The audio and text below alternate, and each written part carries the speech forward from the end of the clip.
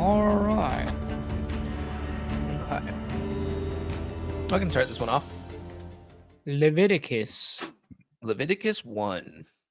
Laws for burnt offerings. The Lord called Moses and spoke to him from the tent of meeting, saying, Speak to the people of Israel and say to them, When any one of you brings an offering to the Lord, you shall bring your offering of livestock from the herd or from the flock. If his offering is a burnt offering from the herd, he shall offer a male without blemish. He shall bring it to the entrance of the tent of meeting, that he may be accepted before the Lord. He shall lay his hand on the head of the burnt offering, and it shall be accepted for him to make atonement for him. Then he shall kill the bull before the Lord, and Aaron's sons, the priest, shall bring the blood and throw the blood against the sides of the altar that is at the entrance of the tent of meeting. Then he shall flay the burnt offering and cut it into pieces, and the sons of Aaron, the priest, shall put fire on the altar and arrange wood on the fire. And Aaron's sons, the priest, shall arrange the pieces, the head, and the fat on the wood that is on the fire of the altar. But its entrails and its legs he shall wash with water. And the priest shall burn all of it on the altar as a burnt offering, a food offering with a pleasing aroma to the Lord. If his gift for a burnt offering is from the flock, from the sheep or the goats, he shall bring a male without blemish, and he shall kill it on the north side of the altar before the Lord. And Aaron's sons, the priest, shall throw its blood against the sides of the altar. And he shall cut it into pieces with its head and its fat, and the priest shall arrange them on wood, that is the fire altar. Didn't I just read this? I'm telling this whole book, or at least the first half of it, is pretty much this. Yeah, okay, I'll keep going. But the entrails and the legs he shall wash with water, and the priest shall offer all of it and burn it on the altar. It is a burnt offering, a food offering with a pleasing aroma to the Lord. That's like almost like verbatim what was just said, right? Yes. We're going to encounter a lot of that throughout. Like I said, the first half of this book, Pretty at wild. least. Yeah. Okay. If his offering to the Lord is a burnt offering of birds, then he shall bring his offering of turtle doves or pigeons. And the priest shall bring it to the altar and wring off its head and burn it on the altar. Its blood shall be drained out on the side of the altar. He shall remove its crop with its contents and cast it beside the altar on the east side in the place for ashes.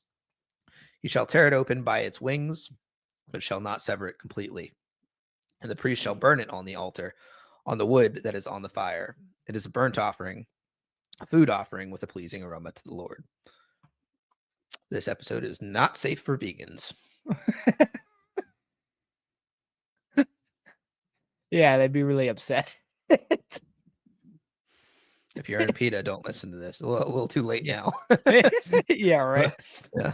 Don't continue listening to this. Yeah. Yeah, I don't really have anything to say except for the fact that I liked, I know we talked about it already. I think in that last episode of Exodus, but I really like that, Jesus's sacrifice for us means we don't have to do this stuff anymore. We don't have to spill any more blood in order to like repent for our sins or Right. you know what I mean? Like any of these like sacrifices to the Lord because Jesus's blood covered all blood, like Yep. all future bloodshed, right? Yep. So, but yeah, this is pretty much it goes over the animal sacrifices and then the grain offerings. And it's I'm telling you, dude, it's like almost verbatim. Like every chapter is like you're gonna be like, we just read this in the Dude, last I chapter. literally was wondering if like the app was like glitching out because it was like word for word almost. Yeah, Like yeah. exactly It's the like same. you kill the What? bulls or the sheep and the goats. They're offered almost the same way. There's like one specific offering that's like slightly different. Like you do something slightly different with the animal. But yeah, dude, it's this is gonna be a little bit of a slow read. I haven't read Leviticus in years, so Yeah. and I don't remember it being particularly fascinating the last time I read it. So It's not. yeah, There's not really much for us to like discuss yeah, in this, unless we have a thought that comes to mind that reminds us of something. But it'll be a reading night. yeah. Uh, All Or right, morning if you're Leviticus. listening. Huh? Or morning if you're listening. Or afternoon, who knows? Yeah. Uh, Night for us. Leviticus 2. Laws for grain offerings. When anyone brings a grain offering as an offering to the Lord, his offering shall be of fine flour. He shall pour oil on it and put frankincense on it and bring it to Aaron's sons, the priests. And he shall take from it a handful of the fine flour and oil with all of its frankincense. And the priest shall burn this as its memorial portion on the altar, a food offering with a pleasing aroma to the Lord. But the rest of the grain offering shall be for Aaron and his sons. It is a most holy part of the Lord's food offerings. When you bring a grain offering baked in the oven as an offering, it shall be unleavened loaves of fine flour mixed with oil, or unleavened wafers smeared with oil. And if your offering is a grain offering baked on a griddle, it shall be of fine flour unleavened mixed with oil. You shall break it in pieces and pour oil on it. It is a grain offering. And if your offering is a grain offering, sorry, it's just said grain offering like 20 times in a row. Hey, man, it's like the fine linens. Yeah. Yeah. And if your offering is a grain offering cooked in a pan, it shall be made of fine flour with oil. And you shall bring the grain offering that is made of these things to the Lord. And when it is presented to the priest, he shall bring it to the altar. And the priest shall take from the grain offering its memorial portion and burn this on the altar, a food offering with a pleasing aroma to the Lord. But the rest of the grain offering shall be for Aaron and his sons. It is a most holy part of the Lord's food offerings. No grain offering that you bring to the Lord shall be made with leaven, for you shall burn no leaven nor any honey as a food offering to the Lord. As an offering of first fruits, you may bring them to the Lord, but they shall not be offered on the altar for a pleasing aroma. You shall season all your grain offerings with salt. You shall not let the salt of the covenant with your God be missing from your grain offering. With all your offerings, you shall offer salt. If you offer a grain offering of first fruits to the Lord, you shall offer for the grain offering of your first fruits, fresh ears roasted with fire, crushed new grain. And you shall put oil on it and lay frankincense on it. It is a grain offering. I think that was established. And the priest shall burn it, and the priest shall burn as its memorial portion some of the crushed grain and some of the oil with all of its frankincense. It is a food offering to the Lord. That was really exciting stuff here, guys. I guess the vegans could have listened to that one. Yeah, It they was a could listen grain to that offering. chapter. Yeah, no animals were harmed in the Yeah. reading of this. They were in the Old Testament, though, Yeah, apparently. for sure. Oh man. Just wait till we Laws get for to numbers. Oh, yeah. You find out how many animals There's were Yeah, off. I'm about to say numbers is rough, dude. Yeah. I don't think I've ever read fully through that one because I just start reading. I'm like, I don't need to know this. Yeah, it's pretty rough, man. Leviticus 3, laws for peace offerings. If his offering is a sacrifice of peace offering, if he offers an animal from the herd, male or female, he shall offer it without blemish before the Lord. And he shall lay his hand on the head of his offering and kill it at the entrance of the tent of meeting. And Aaron's sons, the priest, shall throw the blood against the sides of the altar. And from the sacrifice of the peace offering, as a food offering to the Lord, he shall offer the fat covering the entrails, and all the fat that is on the entrails, and the 2 kidneys with the fat that is on them at the loins, and the long lobe of the liver that he shall remove with the kidneys. Then Aaron's son shall burn it on the altar on top of the burnt offering, which is on the wood on the fire. It is a food offering with a pleasing aroma to the Lord. If his offering for a sacrifice of peace offering to the Lord is an animal from the flock, male or female, he shall offer it without blemish. If he offers a lamb for his offering, then he shall offer it before the Lord, lay his hand on the head of his offering, and kill it in front of the tent of meeting. And Aaron's son shall throw its blood against the sides of the altar. Then from the sacrifice of the peace offering, he shall offer as a food offering to the Lord its fat. He shall remove the whole fat tail, cut off close to the backbone, and the fat that covers the entrails, and all the fat that is on the entrails, and the two kidneys with the fat that is on them at the loins, and the long lobe of the liver that he shall remove with the kidneys. And the priest shall burn it on the altar as a food offering to the Lord. If his offering is a goat, then he shall offer it before the Lord, and lay his hand on its head, and kill it in front of the tent of meeting, and the sons of Aaron shall throw its blood against the sides of the altar.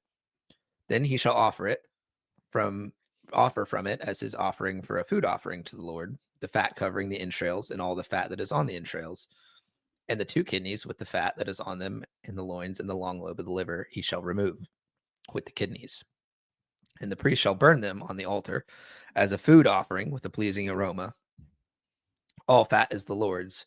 It shall be a statute forever throughout your generations and all your dwelling places, that you eat neither fat nor blood.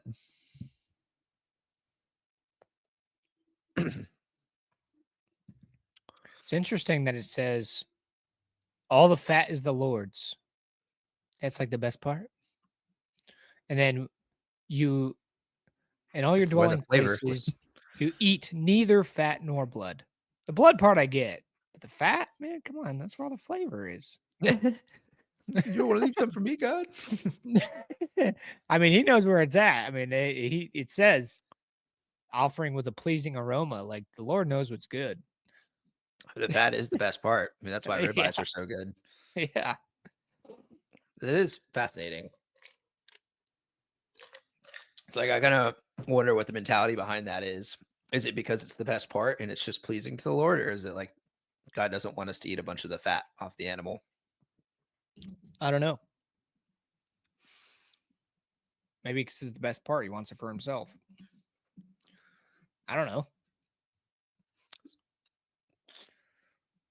God's not like that most of the time, though. Throughout the rest of the Bible, Yeah, I mean that's what I was thinking too. Like it doesn't make sense, but I don't know what other like reason it would be.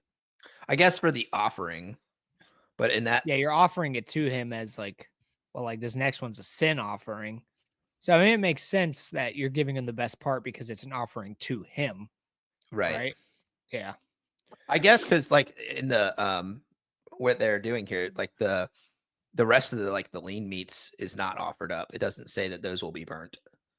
It only says right. specific parts of the animal shall be burnt. So if you're using an animal as an offering, then that offering animal, you shall never eat the fat from it. That makes sense. So it's like for that particular meal, when you give the offering, you're letting God have the best. Yeah, And it's like a sacrifice because, yeah, that would make sense because in kind of a similar sense, like, you have to die to yourself to love God. It's like offering right. him the best parts. Yeah, Fascinating. yeah, and that's why.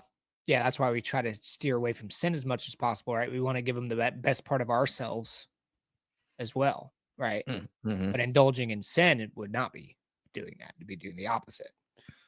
Right. So, yeah, Right. So it's kind of parallel to denying ourselves, right. essentially.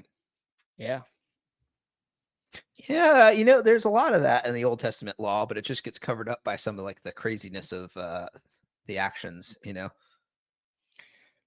yeah, And then when Jesus comes down, he just simplifies it for all of us. yeah. Honestly, because like all of these, like, so like they're all mostly the same. Like these different laws or these different offerings, sacrifices, right? They're all almost the same. There's just some slight differences depending on which kind of offering it is. Right. Like, is it a food offering, or like this next chapter is it a sin offering? And there's like Right. little tweaks that God tells them to do, like, do this differently, but it's only like slightly different. Yeah, Like, based off if it's a goat or if it's a lamb or something like that. right, Yeah. right, yeah. So I don't know, like, and then like some of the offerings, like they splash the blood of the animal against the side of the altar, but some offerings you don't do that. I think it said that for all of them, did it? Did it not? Well, we might be have to get Maybe to not the these next birds and the parts. doves. Yeah. Yeah. Um, but That's the, probably like because the there's not much blood to do that though with. And then, right, that if they makes ever flayed sense. a bird, there's not much blood in there. Right. All right. Leviticus 4. Laws for sin offerings.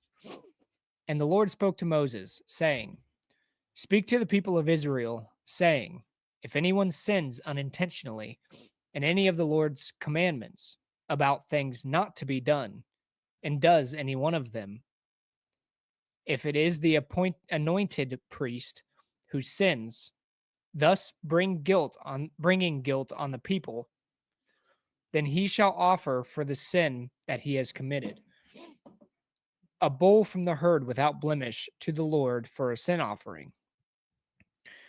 He shall bring the bull to the entrance of the tent of meeting before the Lord, and lay his hand on the head of the bull, and kill the bull before the Lord. And the anointed priest shall take some of the blood of the bull and bring it into the tent of meeting. And the priest shall dip his finger in the blood and sprinkle part of the blood 7 times before the Lord in front of the veil of the sanctuary. And the priest shall put some of the blood on the horns of the altar of fragrant incense before the Lord that is in the tent of meeting. And all the rest of the blood of the bull he shall pour out at the base of the altar of burnt offering that is at the entrance of the tent of meeting. And all the fat of the bull of the sin offering he shall remove from it, the fat that covers the entrails, and all the fat that is on the entrails, and the 2 kidneys with the fat that is on them, at the loins, and the long lobe of the liver, that he shall remove with the kidneys, just as these are taken from the ox of the sacrifice of the peace offerings. And the priest shall burn them on the altar of the burnt offerings. But the skin of the bull and all its flesh, with its head, its legs, its entrails, and its dung, all the rest of the bull, he shall carry outside the camp to a clean place, to the ash heap, and shall burn it up on a fire of wood. On the ash heap it shall be burned up. If the whole congregation of Israel sins unintentionally, and the thing is hidden from the eyes of the assembly, and they do any one of the things that by the Lord's commandments ought not to be done, and they realize their guilt, when the sin which they have committed becomes known, the assembly shall offer a bull from the herd for a sin offering, and bring it in front of the tent of meeting. And the elders of the congregation shall lay their hands on the head of the bull before the Lord, and the bull shall be killed before the Lord. Then the anointed priest shall bring some of the blood of the bull into the tent of meeting, and the priest shall dip his finger in the blood and sprinkle it 7 times before the Lord in front of the veil. And he shall put some of the blood on the horns of the altar that is in the tent of meeting before the Lord. And the rest of the blood he shall pour out at the base of the altar of burnt offering that is at the entrance of the tent of meeting. And all its fat he shall take from it and burn on the altar. Thus he shall do with the bull. As he did with the bull of the sin offering, so shall he do with this. And the priest shall make atonement for them, and they shall be forgiven. And he shall carry the bull outside the camp and burn it up as he burned the first bull. It is the sin offering for the assembly. When a leader sins, doing unintentionally any one of all the things that by the commandments of the Lord his God ought not to be done, and realizes his guilt, for the sin which he has committed is made known to him, he shall bring as his offering a goat, a male without blemish, and shall lay his hand on the head of the goat and kill it in the place where they kill the burnt offering before the Lord. It is a sin offering. Then the priest shall take some of the blood of the sin offering with his finger and put it on the horns of the altar of burnt offering, and pour out the rest of its blood at the base of the altar of burnt offering. And all its fat he shall burn on the altar, like the fat of the sacrifice of peace offerings. So the priest shall make atonement for him for his sin, and he shall be forgiven. If any if any one of the common people sins unintentionally in doing any one of the things that by the Lord's commandments ought not to be done, and realizes his guilt, or the sin which he has committed is made known to him, he shall bring for his offering a goat, a female without blemish, for his sin which he has committed. And he shall lay his hand on the head of the sin offering and kill the sin offering in the place of burnt offering. And the priest shall take some of its blood with his finger and put it on the horns of the altar of burnt offering and pour out all the rest of its blood at the base of the altar. And all its fat he shall remove, as the fat is removed from the peace offerings. And the priest shall burn it on the altar for a pleasing aroma to the Lord. And the priest shall make atonement for him, and he shall be forgiven. If he brings a lamb as his offering for a sin offering, he shall bring a female without blemish, and lay his hand on the head of the sin offering, and kill it for a sin offering in the place where they kill the burnt offering. Then the priest shall take some of the blood of the sin offering with his finger, and put it on the horns of the altar of burnt offering, and pour out all the rest of its blood at the base of the altar.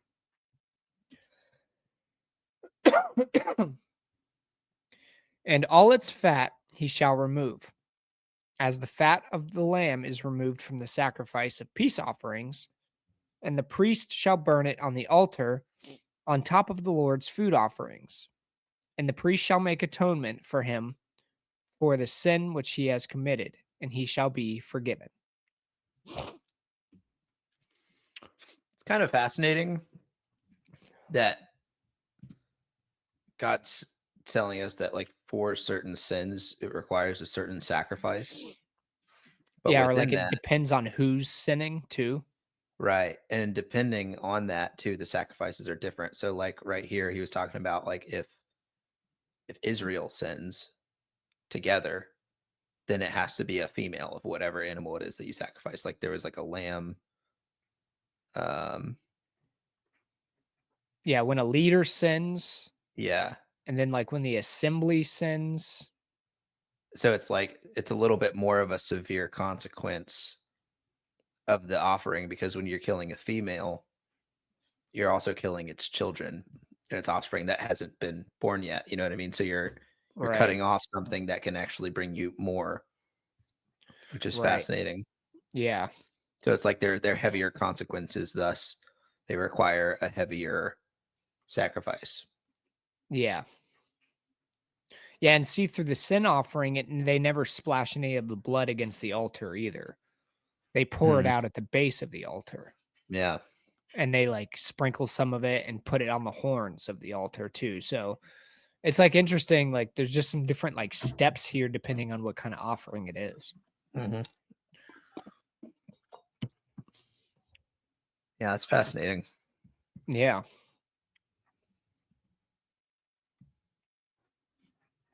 All right, Leviticus 5. If anyone sins in that he hears a public adjuration to testify, and though he is a witness, whether he has seen or come to know the matter, yet does not speak, he shall bear his iniquity.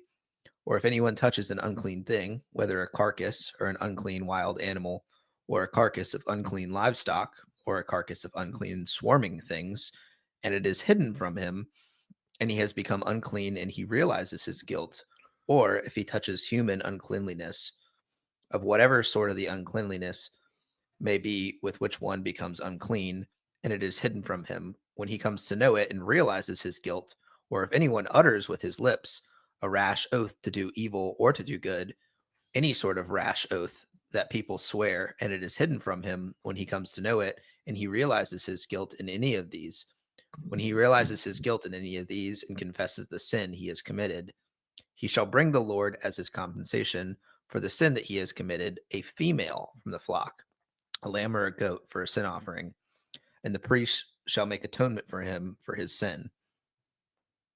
But if he cannot afford a lamb, then he shall bring to the Lord as his compensation for the sin that he has committed 2 turtle doves or 2 pigeons, one for a sin offering and the other for a burnt offering.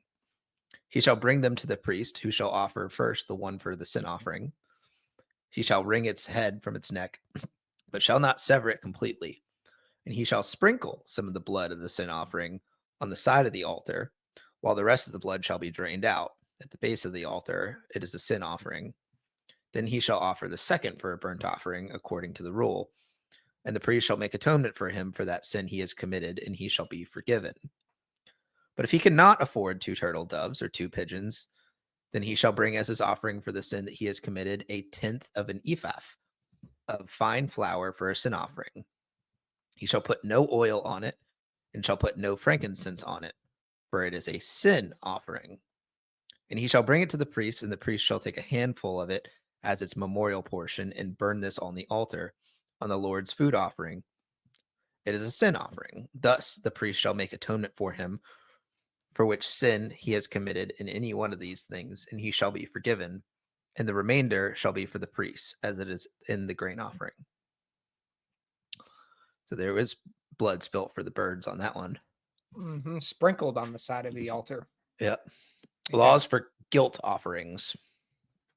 The Lord spoke to Moses, saying, if anyone commits a breach of faith and sins unintentionally in any of the holy things of the Lord, he shall bring to the Lord as his compensation a ram without blemish out of the flock, valued in silver shekels according to the shekel of the sanctuary, for a guilt offering. He shall also make restitution for what he has done amiss in the holy thing, and shall add a fifth to it and give it to the priest. And the priest shall make atonement for him with the ram of the guilt offering, and he shall be forgiven. If anyone sins doing any of the things that by the Lord's commandments ought not to be done, though he did not know it, then realizes his guilt, he shall bear his iniquity. He shall bring to the priest a ram without blemish out of the flock, or its equivalent for a guilt offering, and the priest shall make atonement for him for the mistake that he made unintentionally, and he shall be forgiven. It is a guilt offering. He has indeed incurred guilt before the Lord.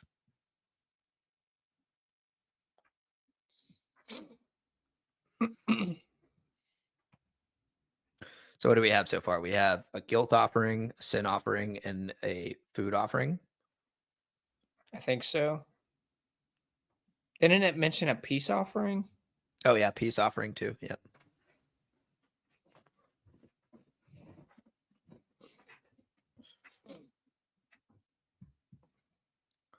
I also think it's interesting too that he always says if somebody unintentionally sins And then realizes it. and then realizes it, yeah, it's like he's not expecting any of them to sin intentionally. And I mean, I would hope they wouldn't, but I'm sure people do. Well, I think that's probably the difference between like the sin offering and then the guilt offering, right? Because like the Oh, sin yeah, that's offering is true. like I sinned knowing I was going to sin, but then the guilt offering is like I didn't know I was sinning and I realized it later, and I'm guilty of Right. sinning. Yeah. I don't know. Yeah. That makes sense. There's a slight difference there, huh? Yeah. She's slightly different. All right. Leviticus 6. The Lord spoke to Moses, saying, if anyone sins and commits a breach of faith against the Lord by deceiving his neighbor in a matter of deposit or security, or through robbery, or if he has oppressed his neighbor or has found something lost and lied about it, swearing falsely, and any of all the things that the people do and sin thereby, If he has sinned and has realized his guilt and will restore what he took by robbery or what he got by oppression, or the deposit that was committed to him, or the lost thing that he found, or anything about which he has sworn falsely, he shall restore it in full and shall add a fifth to it, and give it to him to whom it belongs on the day he realizes his guilt. And he shall bring to the priest as his compensation to the Lord a ram without blemish out of the flock, or its equivalent, for a guilt offering. And the priest shall make atonement for him before the Lord, and he shall be forgiven for any of the things that one may do and thereby become guilty. The priests and the offerings. The Lord spoke to Moses, saying, Command Aaron and his sons, saying, This is the law of the burnt offering. The burnt offering shall be on the hearth, on the altar, all night until the morning, and the fire of the altar shall be kept burning on it. And the priest and the priest shall put on his linen garment, and put his linen undergarment on his body, and he shall take up the ashes to which the fire has reduced the burnt offering on the altar, and put them beside the altar. Then he shall take off his garments and put on other garments, and carry the ashes outside the camp to a clean place. The fire on the altar shall be kept burning on it, it shall not go out. The priest shall burn wood on it every morning, and he shall arrange the burnt offering on it, and shall burn on it the fat of the peace offerings. Fire shall be kept burning on the altar continually, it shall not go out. And this is the law of the grain offering. The sons of Aaron shall offer it before the Lord in front of the altar. And one it's, what? it's still going, dude. What It's my that Samsung dryer, isn't it? yeah. I recognize it. It's Yeah, I just know. so It long, it just keeps yeah, it going. goes forever. Da-da-da, da-da-da-da. And this is the law of the grain offering. The sons of Aaron shall offer it before the Lord in front of the altar, and one shall take from it a handful of the fine flour of the grain offering, and its oil, and all the frankincense that is on the grain offering, and burn this as its memorial portion on the altar, a pleasing aroma to the Lord. And the rest of it Aaron and his sons shall eat.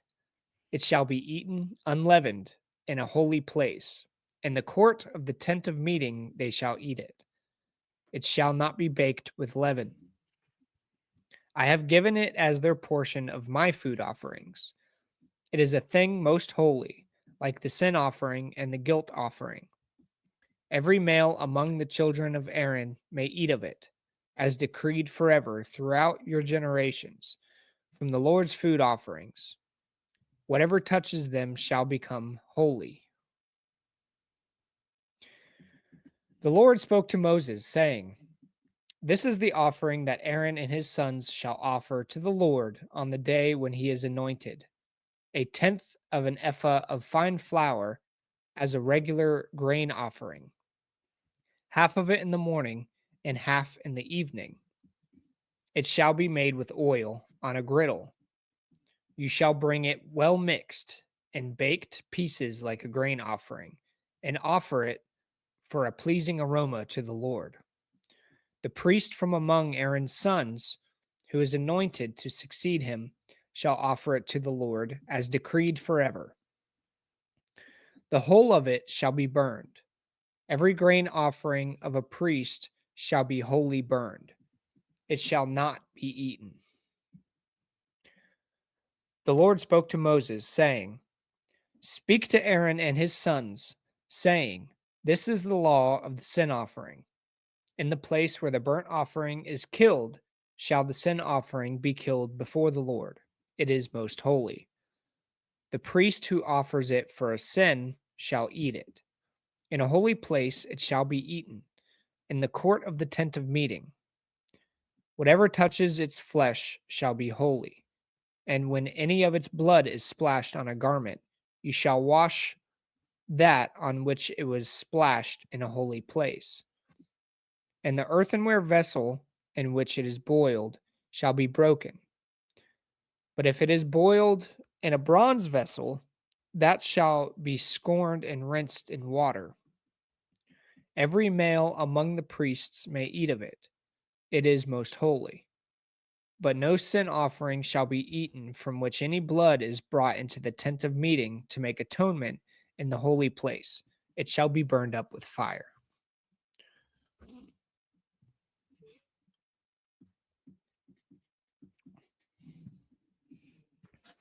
Be pretty tempting, wouldn't it?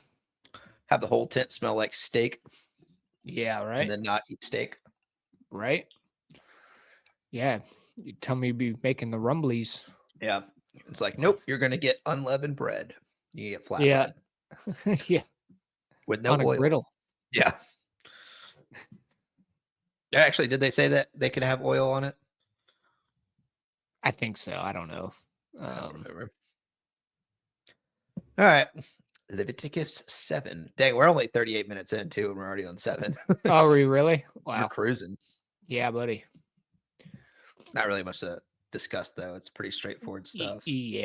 Honestly, it's a lot like eggs. I mean, there was a lot to discuss in Exodus, but I feel like we cruised through that pretty good too.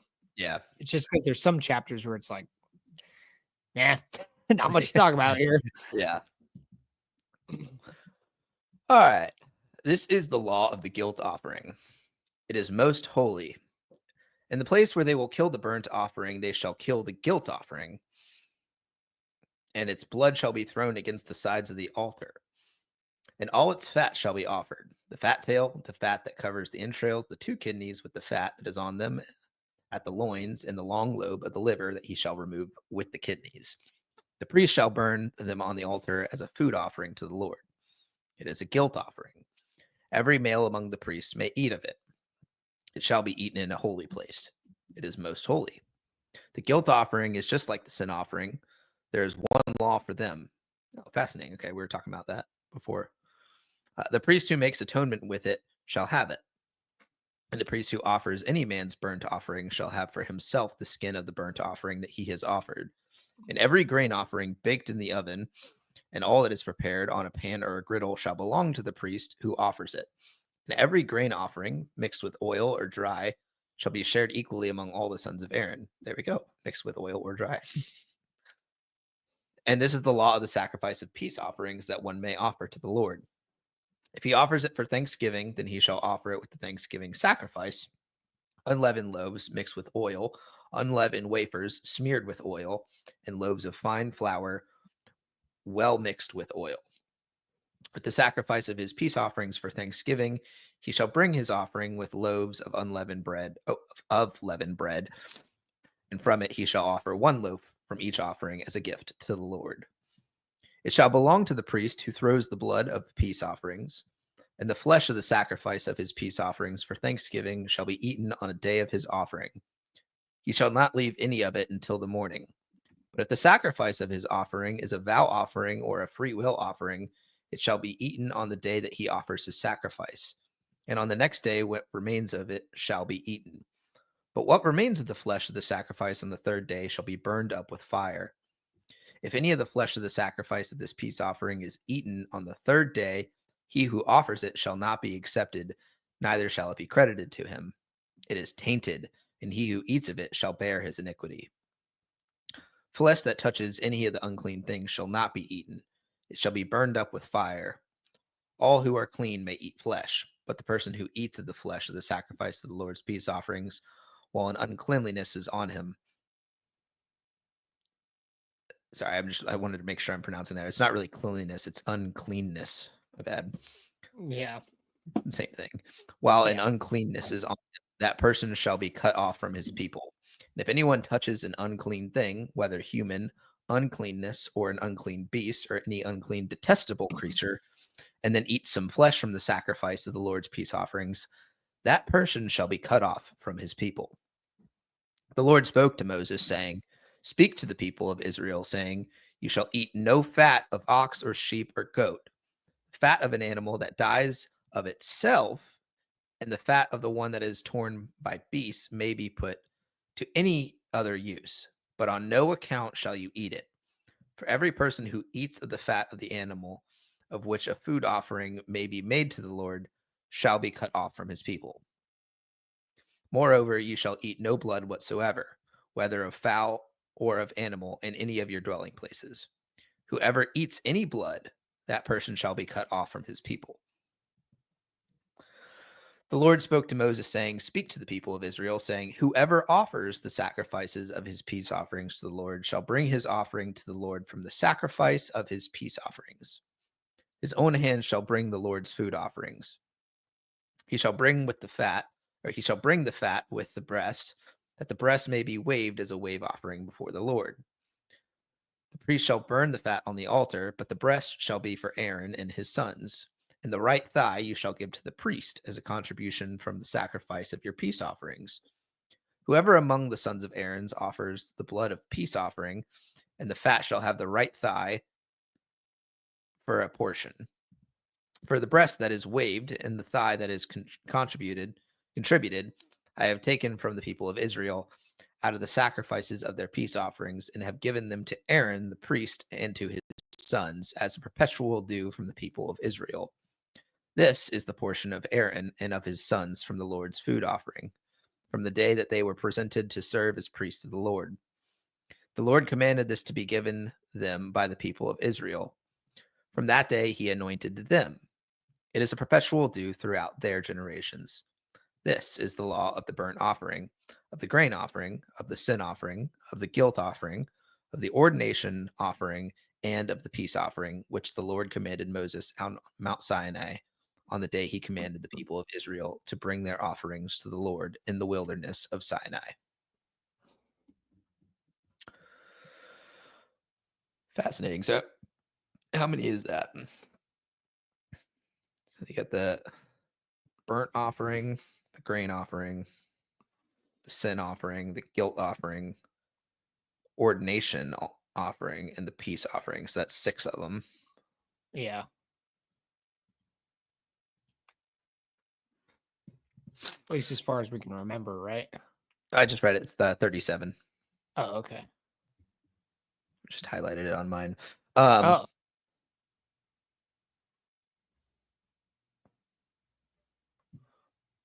okay. So it also kind of clarified the fat thing too, as far as eating from the fat and the blood. So with fat, it seemed to just be only the sacrifices ones to the Lord, like only if it's going to be sacrificed in some way that you don't eat the fat. But Well, with also it blood, said that if it dies of its own accord or if it's torn by a beast, right, you don't eat it either. right, right. I guess because that's somewhat considered a sacrifice, right? It's maybe in its own right. I don't know. I don't know. But with blood, it was just like, don't drink blood. Yeah, yeah. We ain't vampires. No.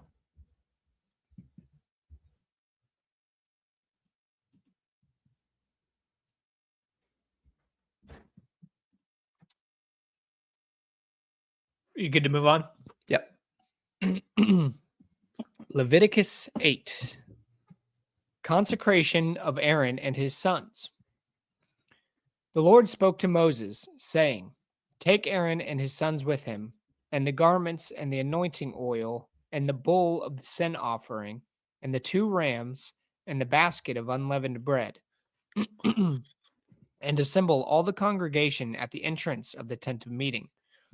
And Moses did as the Lord commanded him, and the congregation was assembled at the entrance of the tent of meeting. And Moses said to the congregation, This is the thing that the Lord has commanded to be done. And Moses brought Aaron and his sons and washed them with water.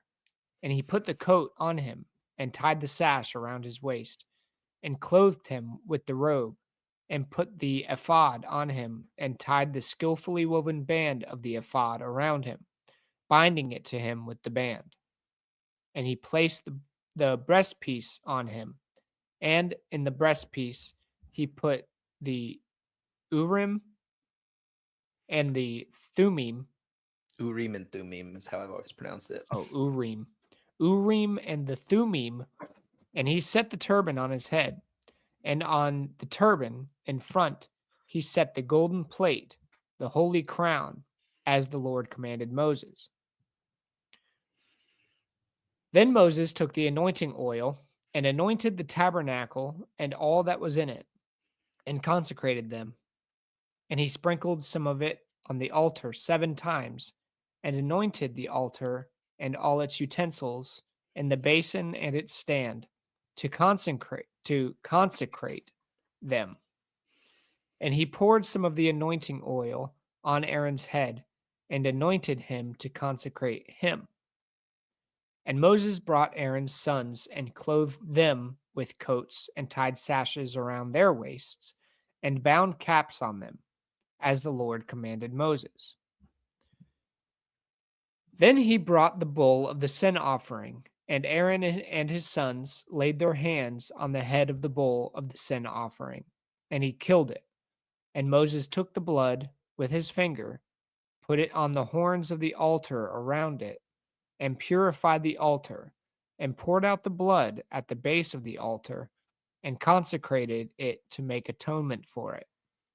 And he took all the fat that was on the entrails, and the long lobe of the liver, and the 2 kidneys with their fat, and Moses burned them on the altar. But the bull and its skin and its flesh and its dung he burned up with fire outside the camp, as the Lord commanded Moses. Then he presented the ram of the burnt offering, and Aaron and his sons laid their hands on the head of the ram, and he killed it. And Moses threw the blood against the sides of the altar, and he cut the ram into pieces. And Moses burned the head and the pieces and the fat. He washed the entrails and the legs with water, and Moses burned the whole ram on the altar. It was a burnt offering with a pleasing aroma, a food offering for the Lord, as the Lord commanded Moses. Then he presented the other ram, the ram of ordination, and Aaron and his sons laid their hands on the head of the ram, and he killed it. And Moses took some of its blood and put it on the lobe of Aaron's right ear, and on the thumb of his right hand, and on the big toe of his right foot. Then he presented Aaron's sons, and Moses put some of the blood on the lobes of their right ears, and on the thumbs of their right hands, and on the big toes of their right feet. And Moses threw the blood against the sides of the altar. Then he took the fat, and the fat tail, and all the fat that was on the entrails, and the long lobe of the liver, and the 2 kidneys with their fat, and the right thigh, and out of the basket of unleavened bread that was before the Lord, he took 1 unleavened loaf, and 1 loaf of bread with oil, and 1 wafer, and placed them on the pieces of fat, and on the right thigh. And he put all these in the hands of Aaron, and in the hands of his sons, and waved them as a wave offering before the Lord. Then Moses took them from their hands, and burned them on the altar with the burnt offering. This was an ordination offering with a pleasing aroma, a food offering to the Lord. And Moses took the breast and waved it for a wave offering before the Lord. It was Moses' portion of the ram of ordination, as the Lord commanded Moses. Then Moses took some of the anointing oil and of the blood that was on the altar, and sprinkled it on Aaron and his garments, and also on his sons and his sons' garments. So he consecrated Aaron and his garments, and his sons' garments with him. And Moses said to Aaron and his sons, boil the flesh at the entrance of the tent of meeting, and there eat it, and the bread that is in the basket of ordination offerings, as I commanded, saying, Aaron and his sons shall eat it. And what remains of the flesh and the bread you shall burn up with fire. And you shall not go outside the entrance of the tent of meeting for 7 days, until the days of your ordination are completed. For it will take 7 days to ordain you. As has been done today, the Lord has commanded it to be done to make atonement for you. At the entrance of the tent of meeting, you shall remain day and night for 7 days, performing what the Lord has charged, so that you do not die. For so I have been commanded. And Aaron and his sons did all the things that the Lord commanded by Moses.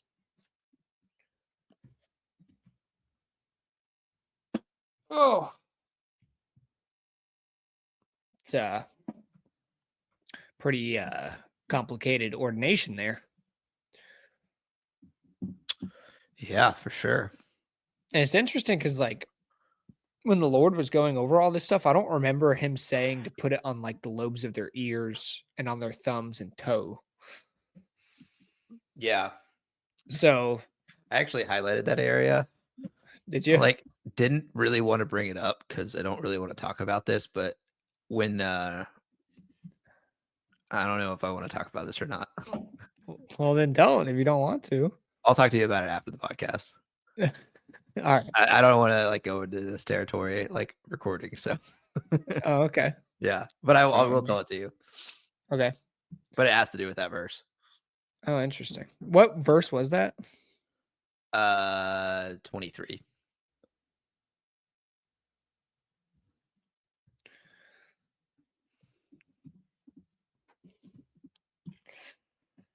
All right. Leviticus 9.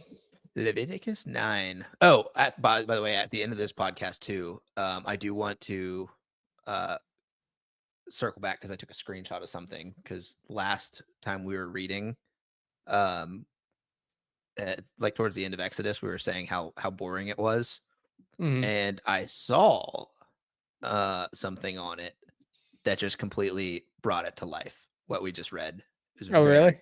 yeah.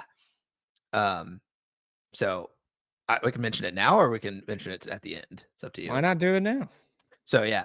So remember how we were going through like all the building of the tabernacle and all that? Yeah. So ironically enough, the order in which they built it was and like walking into the entrance, the order was first the table of the showbread, and then it was the menorah, which was like the light stick, like the candle stick, and then it was Mhm. the screen door, the velvet linens and all that. And that was like the order of like which when you would walk in, it would be. In the Gospel of John, the first thing that Jesus said, Jesus says, I am all the time. The first Mhm. thing Jesus said was, I am the bread of life. Mm. The second thing he said of the I am was, I am the light. And the third thing he said was, I am the door.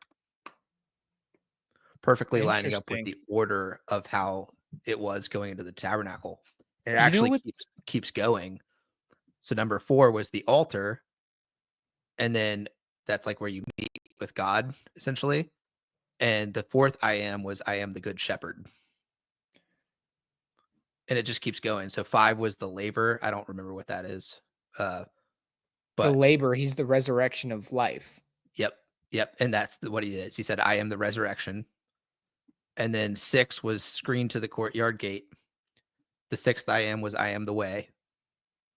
And then the seventh one was the anointing of the priest. And then on the seventh I am, he said, I am the vine. You know what's really crazy is that's what our sermon was about today at church. What? Really? That word, almost word for word, bro. I swear to Really? you, I wrote it all down here, and you probably can't see it, but That's wild. I'll read to you what I wrote down. Yo. It was all about Jesus's I ams, what he is, and it's so Uh-huh. crazy Then it goes in that line with the tabernacle. yeah, that is insane. So it in the beginning he talked about it in Hebrews 1:3. It talks about because he is I am, Mhm, which is what God says he is. That's what he says his name is in Exodus. mhm, He tells Moses to tell the people that his name is I am, or something like that. I am, Just yeah. interesting. Mhm. And Luke 8:24 through 25. I'm not going to read the scripture because I didn't write it down, but that is the verse that, and there's verses that correlate to each one of these that I'm going to read. So Luke 8:24 through 25, because he is the bread of life, and this is what we were told to try to like apply to our lives, right? Because he Mhm. is the bread of life, I am secure. Okay, John 9:1 through 7, because he is the light of the world, I am not in the dark. John 10:7 through 10, because he is the door, I am safe. John 10:11 through 15, because he is the good shepherd, I am valued, known, and sought for, or fought for. John 11:25 through 26, because he is the resurrection and the life, I am full of hope. John 14:6, because he is the way, truth, and life, I'm exclusive. John 15:1 through 5, because he is the vine, I am helpless without him. It's really crazy. I can't believe that we just went over that in church today.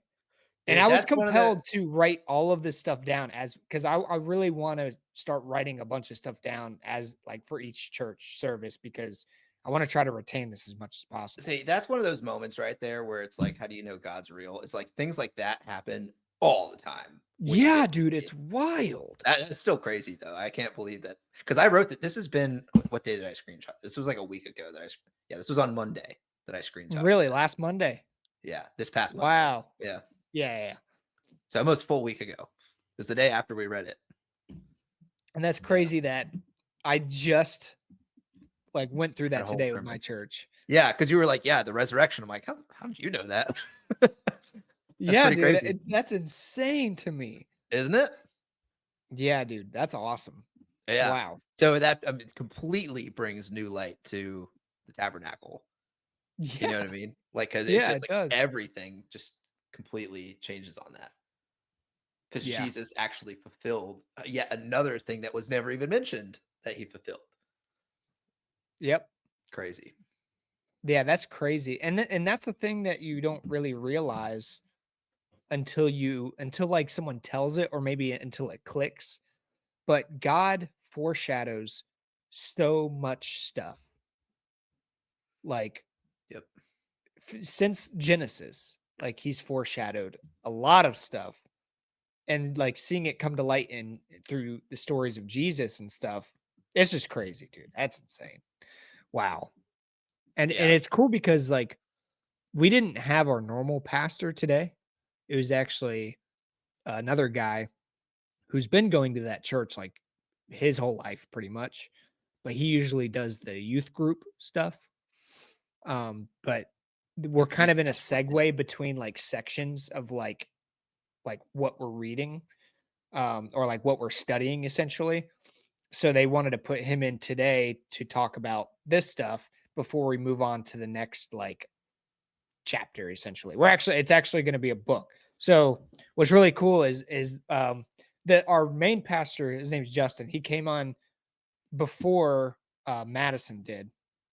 And he was like, I'm going to tell you this right now that this church studies the Bible. He's like, we read through scripture and want you to know what scripture says. So you will not come to this church and not learn about scripture. He's like, it'll never happen. He's like, last year, we as a church, we read through the entire book of Matthew. And he said this year or over this next like month or so, we're going to be reading through the entire book of Philippians. Nice. Yeah, So my I pastor think is it's going really through cool. a lot of Paul's stuff right now too. A lot of false stuff. Paul's. Oh, Paul's stuff. Yeah, all the letters. That's cool. Yeah, he titled his like monthly series Life in Christ, and he's going through referring to every time like Paul is talking about life in Christ. Like through So Christ, is this by Christ. it Like is is a lot of it like so Paul wrote a lot of letters while he was in prison, right? mhm. Okay, so he was, like, on the chopping block essentially, When he was writing the letters, yeah. I don't think all of the stuff that he wrote was when he was in prison, but a but lot of it, right? a lot of the letters to the churches, I think, had a lot of Okay, them. Yeah. okay. Yeah, because that's what he was talking about too. I can't remember what the name of this next series is gonna be, um, but he was talking about that, like, in Philippians, or, like, how Paul wrote a lot of his letters in prison, and a lot of his letters were actually joyous. Like, he wasn't sitting there, like, sulking, saying, "Poor me, I'm in prison about to die." He was Right. actually happy while he was in prison, Mhm. which, like, you typically wouldn't associate prison with happiness, right? Right, well, we You were know, talking but about that with Joseph. right. But it's just fascinating that, like, Paul just had, with his faith in Jesus, he just had an overabundant amount of joy. Regardless of the situation that he was in, he was gonna be happy Yeah. either way. So, and he was probably very happy to give his life for that, you Mhm. know? Which is a scary thought, nobody wants to lose their life. But if you can have that true devout faith in Jesus, you shouldn't fear death because you'll have everlasting life. So, I don't know, I think that's crazy, dude, that we both, like, I don't know. God works in crazy ways, man. That It reminds really me of does. the clip I saved from, the other day. I think we were talking about, yeah, it was the beginning. It was like when we first started reading Exodus, and, Devin was on the call with us, Mhm. and we each had that moment with, like, our churches where it was, like, just what we needed to hear. Yeah. This That's what is, I'm like, saying, dude. the same thing. When people ask me, it's like, "How do you know God's real?" And I'm like, "Crap, I can't even, like, pull a time that, Yeah, like, you go into, things like, like this panic mode, you're happen." like, "Ah, I can't think of anything." Because it happens all the time. It's like, Right. you remember things that happen, like, once or twice because it's so, like, odd, but when it's happening, like, constantly, it gets so normalized that you don't even think about it. You know what I mean? So, like, things like that, where she's like, we're reading through this, and then we said it was so boring and couldn't make any sense of it, and then the next week, I had found something, and then I brought it to Bryce, and that was the sermon that he had listened to that day. Yeah, yeah, Like, I don't know. So just fascinating. yeah. It's Yeah, I think it's definitely God being interesting like, too. "Here you go," just dropping a knowledge bomb on us. Yeah, right? Yeah, and I think it's really cool too because when we were sitting in church this morning and I was listening to all this, I was like, "Man, this would be a really good thing to talk about in the study." And honestly, I had totally forgotten about it until you brought it up. And that's why I pulled out my phone. I'm like, "Dude, no freaking way." I know when you hit me with the "I am the resurrection," I'm like, "How did you know that?" Like, I was like, Yeah, dude. yeah, Wild stuff. yeah, that's really cool, man. Well, I guess we should keep moving, but Yeah. Yeah, we reminisce like should. how cool that was. But Yeah.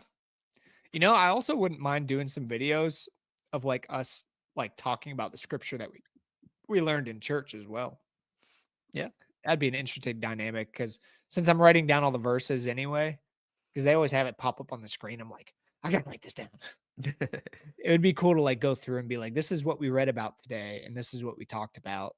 So we could have, like, a series of, what we learned at church today or something like that. yeah.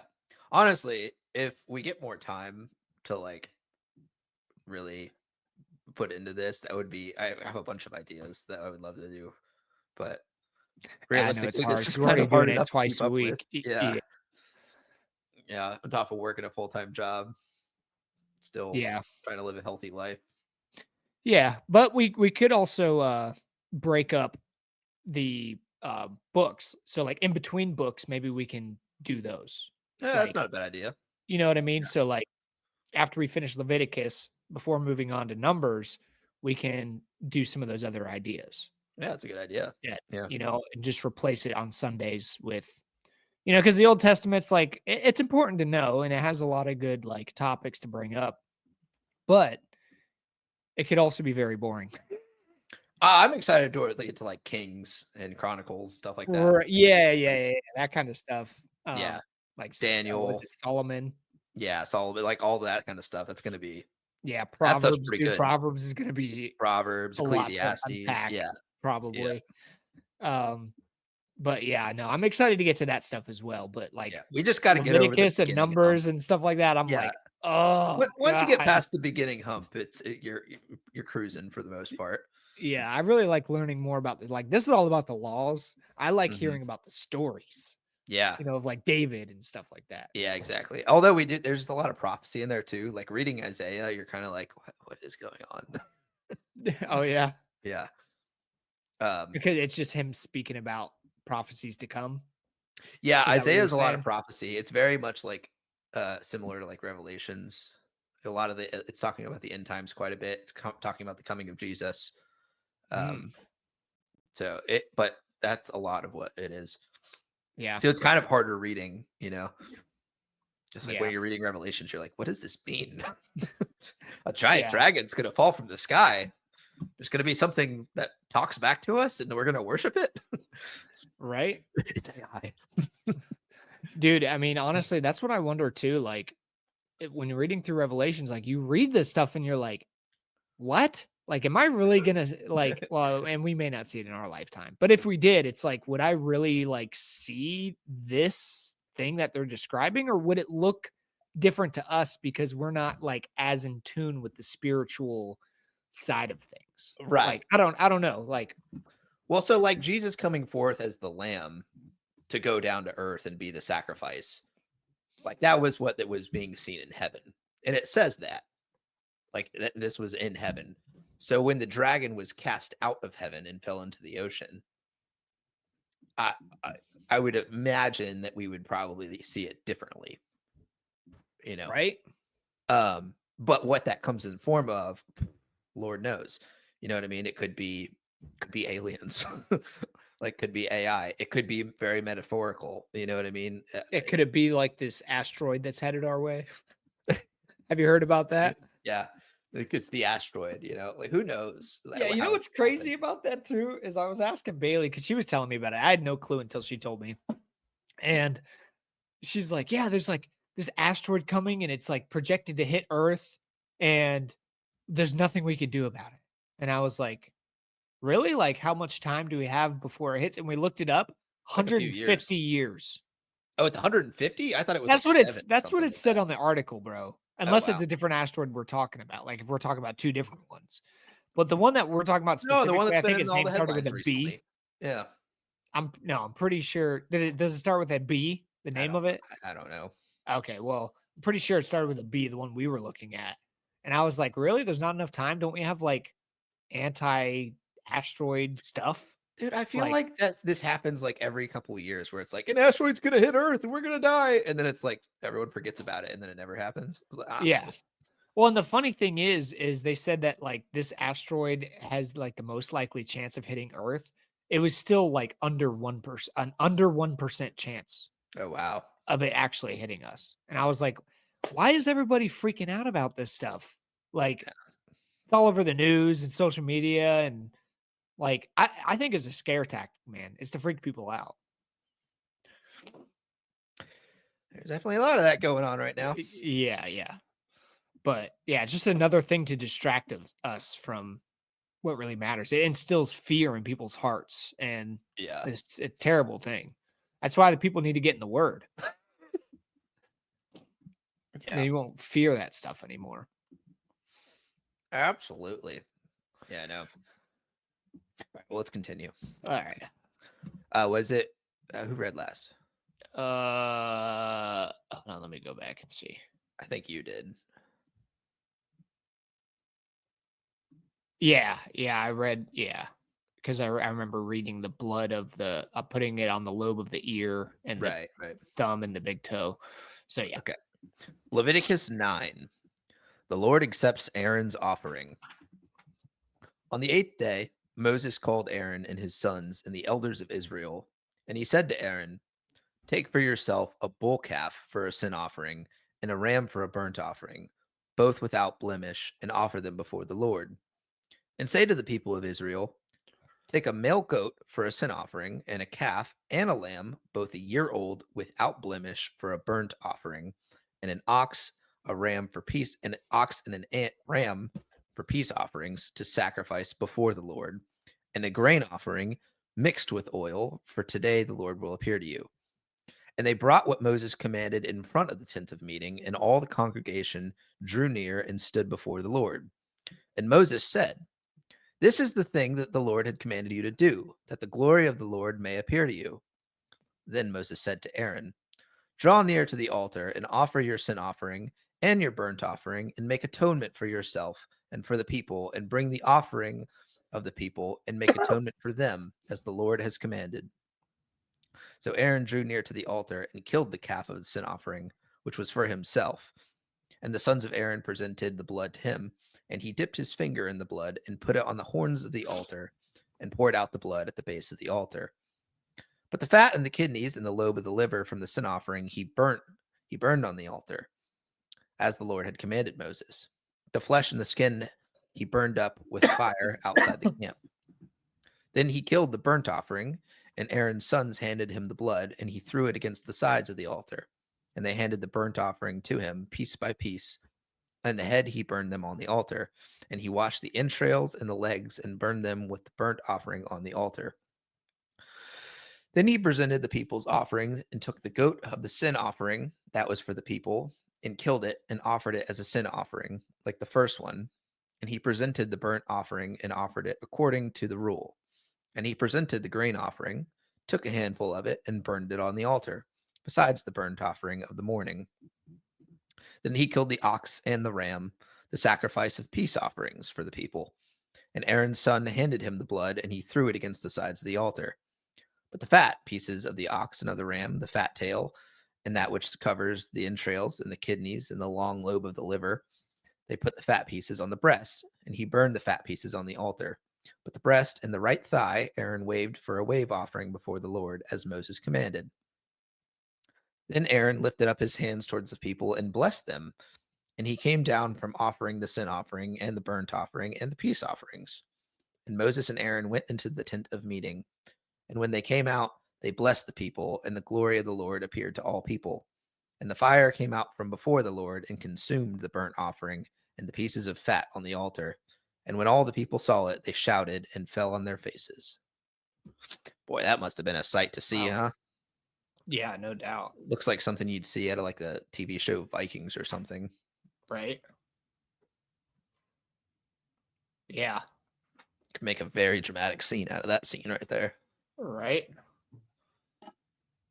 Yeah, it reminds me of the scene from Exodus when the Lord is like a pillar of fire. Yeah. It associates fire with the Lord a lot. Well, he's light. Yeah, that's true.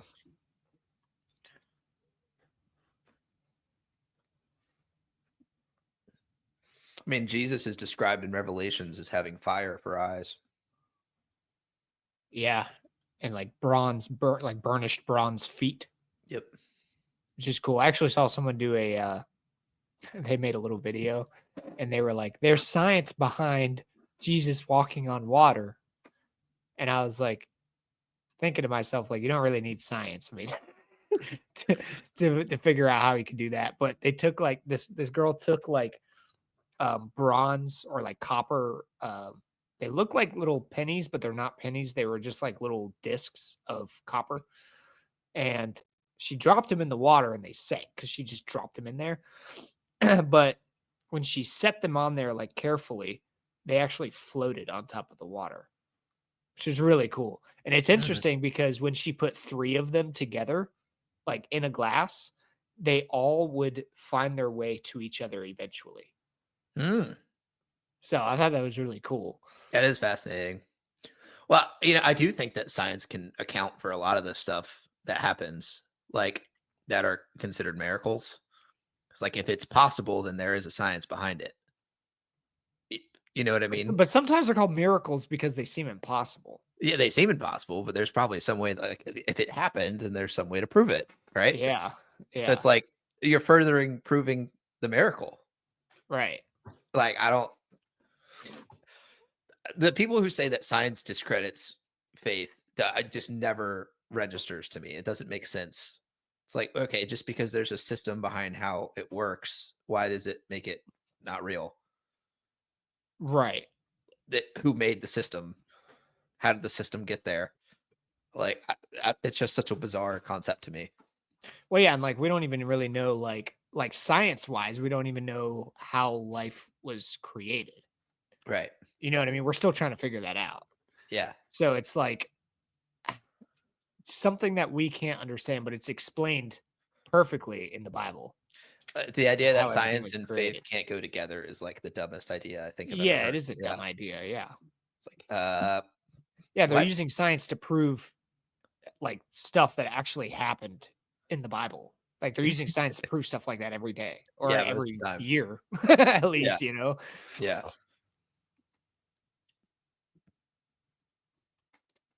All right, you gonna read the next one?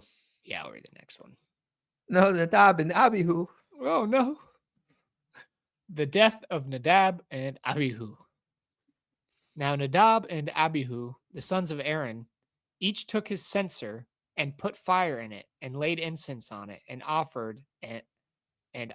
and offered unauthorized fire before the Lord, which he had not commanded them. Dun, dun, dun. And fire came out from before the Lord and consumed them, and they died before the Lord. Then Moses said to Aaron, "This is what the Lord has said: Among those who are near me, I will be sanctified, and before all the people, I will be glorified." And Aaron held his peace. And Moses called Mishael and Elzaphan, the sons of Uzziel, the uncle of Aaron, and said to them, "Come near, carry your brothers away from the front of the sanctuary and out of the camp." So they came near and carried them in their coats out of the camp, as Moses had said.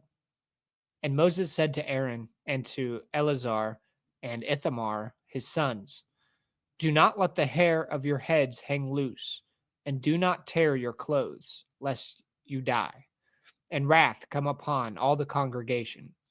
But let your brothers, the whole house of Israel, bewail the burning that the Lord has kindled." Bewail, that's an interesting word. Do you know what that means? Nope. I can look it up though. Yeah, can you real quick? Mhm.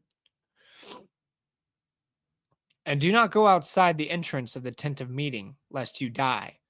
For the anointing oil of the Lord is upon you." And they did according to the word of Moses. It means express great regret, disappointment, or bitterness. Okay.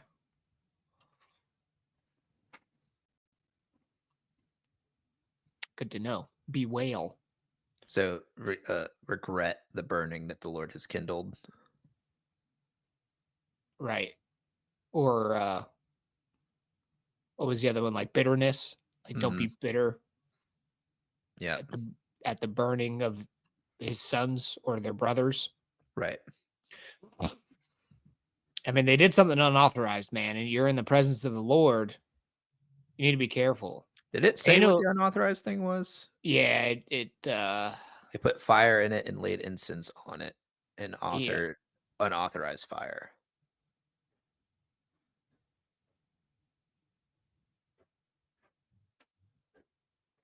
You know what I think is interesting too?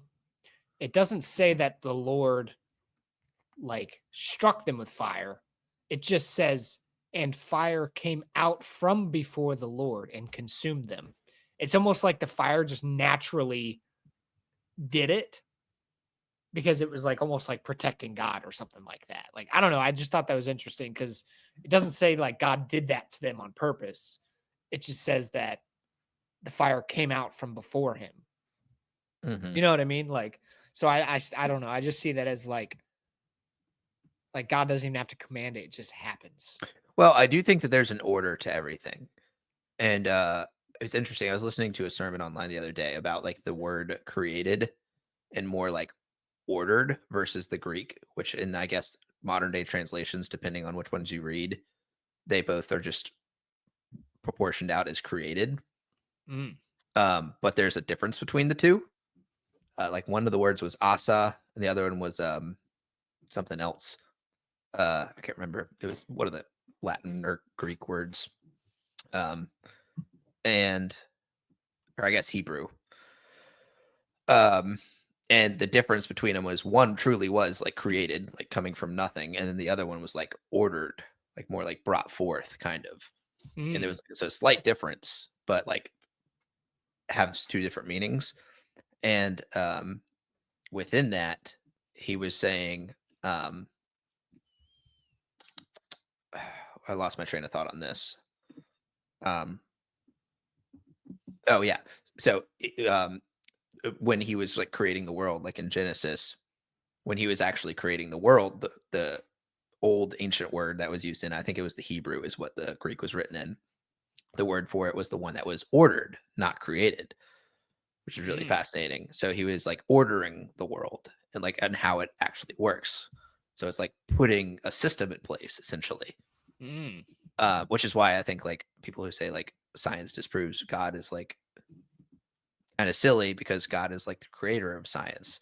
He's the one who brought forth order. He's the one who brought forth all this Right. stuff. So, and over all these domains, he put his different servants in charge of them, like the winds, like the spirits of the winds. He actually like has different spirits of the wind in control of the wind, and he has spirits in charge of different waters and different bodies over the of land. He has different spirits in charge of them. So, if it's something like this, God doesn't have to because there's probably a spirit and there's these rules in place. There's a system. There's an order in place that if they don't follow, the system will take it out. You know what I mean? Does Mm-hmm. that make sense? Yeah. So it's like God gave them every opportunity to follow the system and then they didn't. So they died.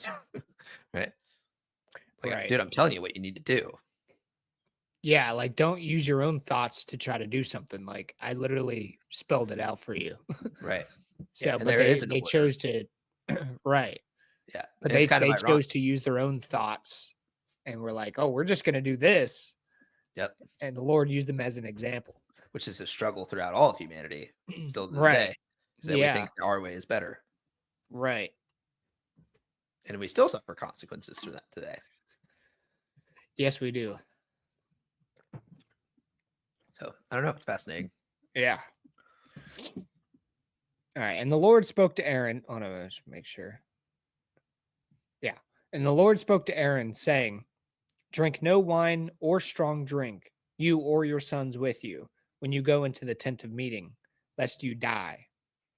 It shall be a statute forever throughout your generations. You are to distinguish between the holy and the common, and between the unclean and the clean. And you are to teach people, and you are to teach the people of Israel all the statutes that the Lord has spoken to them by Moses. Moses spoke to Aaron and to Eleazar and Ithamar, his surviving sons. Take the grain offering that is left of the Lord's food offerings and eat it unleavened beside the altar, for it is most holy. You shall eat it in a holy place, because it is your due and your son's due from the Lord's food offerings. For so I am commanded. But the breast that is waved and the thigh that is contributed, you shall eat in a clean place, you and your sons and your daughters with you, for they are given as your due and your sons' due from the sacrifices of the peace offerings of the people of Israel. The thigh that is contributed and the breast that is waved, they shall bring with the food offerings of the fat pieces to wave for a wave offering before the Lord. And it shall be yours and your sons with you as a due forever, as the Lord has commanded. Now Moses diligently inquired about the goat of the sin offering, and behold, it was burned up. And he was angry. I bet he did diligently do it Yeah. after that. Yeah. And he was angry with Eleazar and Ithamar, the surviving sons of Aaron, saying, why have you not eaten the sin offering in the place of the sanctuary, since it is a thing most holy and has been given to you that you may bear the iniquity of the congregation, to make atonement for them before the Lord? Behold, its blood was not brought into the inner part of the sanctuary. You certainly ought to have eaten it in the sanctuary, as I commanded. And Aaron said to Moses, behold, Today they have offered their sin offering and their burnt offering before the Lord, and yet such things as these have happened to me. If I had eaten the sin offering today, would the Lord have approved?" And when Moses heard that, he approved. That last part kind of confused me a little bit. I'm actually rereading it right now.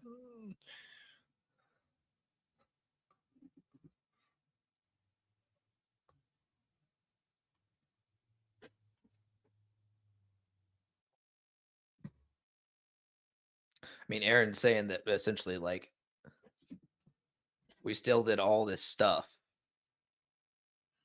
All these things have happened, and yet such things of these has happened to me. Like his son's dying. He's Right. referencing that, right? hmm And then, like, his other son's not eating the bread. If I had eaten the sin offering today, would the Lord have approved? Well, I think it's interesting too because he says, "You certainly ought to have eaten it in the sanctuary as I commanded." He doesn't say as the Lord commanded. So is it like if they would have done it as Moses commanded, would it have even been like legal? You know what I mean? Like, Yeah. Well, so I mean, God's telling Aaron or telling Moses the procedures, and Moses is then commanding them. So in a right, way, it right. is kind of Moses. Right, but most of the time he says as the Lord commanded. Right. But at this point he says as I commanded. Yeah, that's So I'm fascinating. There's a wondering if that's distinction like, there. yeah, that's what I'm wondering if there is a distinction there between it. Like, or is it just the way it was worded? The other way that it was translated. You know what I mean? hmm I don't know. But I want to read about this in the study Bible because Yeah. I want a little bit more clarification here.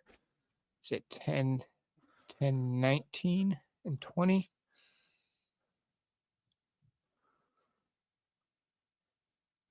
10, 16 through 20. The incident described here takes place on the final day of the installation of the priesthood.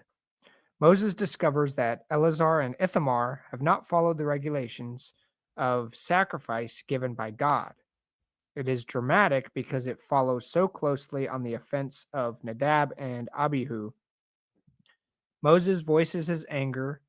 Aaron, however, intervenes on behalf of his two sons. He argues that the events of the day have been so exceptional as to show that it is too dangerous to perform the ritual. Aaron's defense displays his fear of the holiness of God, which Moses is glad to see in his brother. Okay.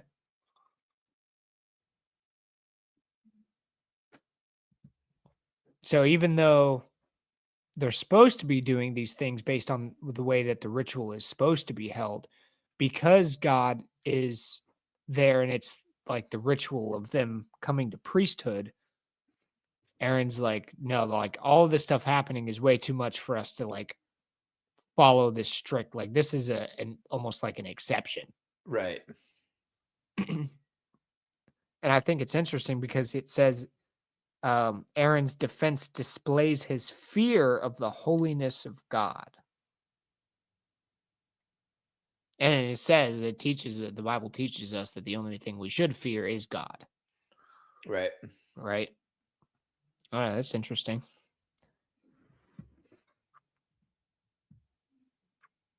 Hmm. Yeah, that's one to chew on for a second, I think, huh? Yeah. All right. Leviticus 11, clean and unclean animals. And the Lord spoke to Moses and Aaron, saying to them, speak to the people of Israel, saying, these are the living things that you may eat among all the animals that are on the earth. Whatever parts the hoof and is cloven footed and chews the cud among the animals, you may eat. Nevertheless, among those that chew the cud or part of the hoof, you shall not eat these: the camel, because it chews the cud but does not part the hoof, is unclean to you, and the rock badger, because it chews the cud but does not part the hoof, is unclean to you. And the hare, because it chews the cud but does not part the hoof, it is unclean to you. And the pig, because it parts the hoof and is cloven footed but does not chew the cud, is unclean to you. You shall not eat any of their flesh, and you shall not touch their carcasses. They are unclean to you. These you may eat. Of all are in the waters. Everything in the waters that has fins and scales, whether in the sea or in the rivers, you may eat. But anything in the seas or the rivers that does not have fins and scales, of the swarming creatures in the waters and of the living creatures that are in the waters, is detestable to you. You shall regard them as detestable. You shall not eat any of their flesh, and you shall detest their carcasses. Everything in the waters that does not have fins and scales is detestable to you.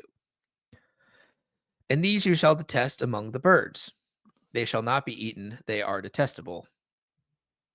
The eagle, the bearded vulture, the black vulture, the kite, the falcon of any kind, every raven of any kind, the ostrich, the nighthawk, the seagull, the hawk of any kind, the little owl, the cormorant, the short eared owl, the barn owl, the tawny owl, the carrion vulture, the stork, the heron of any kind, the hoopoe, and the bat. All these winged insects that go on all fours are detestable to you. Yet among the winged insects that go on all fours, you may eat those that have jointed legs above their feet, with which hop on the ground. Of them you may eat the locust of any kind, the bald locust of any kind, the cricket of any kind, and the grasshopper of any kind. But all other winged insects that have 4 feet are detestable to you. And by these you shall become unclean. Whoever touches their carcass shall be unclean until the evening, and whoever carries any part of their carcass shall wash his clothes and be unclean until the evening. Every animal that parts the hoof, but is not cloven footed, or does not chew the cud, is unclean to you. Everyone who touches them shall be unclean. And all that walk on their paws among animals that go in all fours are unclean to you. Whoever touches their carcass shall be unclean until the evening, and he who carries their carcass shall wash his clothes and be unclean until the evening. They are unclean to you.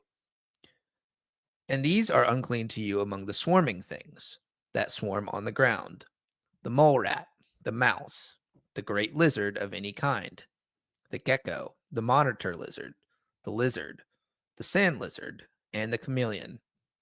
These are unclean to you among all that swarm. Whoever touches them when they are dead shall be unclean until the evening. And anything on which any of them falls when they are dead shall be unclean, whether it is an article of wood or a garment, or a skin or a sack, any article that is used for any purpose. It must be put into water, and it shall be unclean until the evening. Then it shall be clean. And if any of them falls into any earthenware vessel, all that is in it shall be unclean, and you shall break it. Any food in it that could be eaten on which water comes shall be unclean, and all drink that could be drunk from every such vessel shall be unclean, and everything on which any part of their carcass falls shall be unclean. Whether oven or stove, it shall be broken in pieces. They are unclean and shall remain unclean for you. Nevertheless, a spring or a cistern holding water shall be clean, but whoever touches a carcass in them shall be unclean. And if any part of their carcass falls upon any seed grain that is to be sown, it is clean. But if water is put on the seed and any part of their carcass falls on it, it is unclean to you. And if any animal which you may eat dies, whoever touches its carcass shall be unclean until the evening. And whoever eats of its carcass shall wash his clothes and be unclean until the evening. And whoever carries the carcass shall wash his clothes and be unclean until the evening. Every swarming thing that swarms on the ground is detestable. It shall not be eaten. Whatever goes on its belly and whatever goes on all fours, or whatever has many feet, any swarming thing that swarms on the ground, you shall not eat, for they are detestable. You shall not make yourselves detestable with any swarming thing that swarms, and you shall not defile yourselves with them and become unclean through them. For I am the Lord your God. Consecrate yourselves, therefore, and be holy, for I am holy. You shall not defile yourselves with any swarming thing that crawls on the ground. For I am the Lord who brought you up out of the land of Egypt to be your God. You shall therefore be holy, for I am holy. This is the law about beast and bird and every living creature that moves through the waters and every creature that swarms on the ground, to make a distinction between the unclean and the clean, and between the living creature that may be eaten and the living creature that may not be eaten. Okay, Hmm. what's a cud? I think it's a grass. Okay, I'm gonna look that up.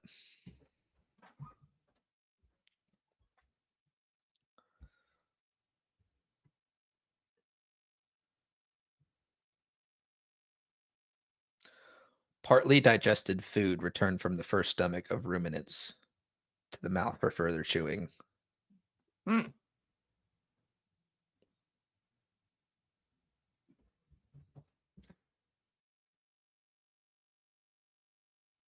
Interesting. So it's okay to eat animals that regurgitate.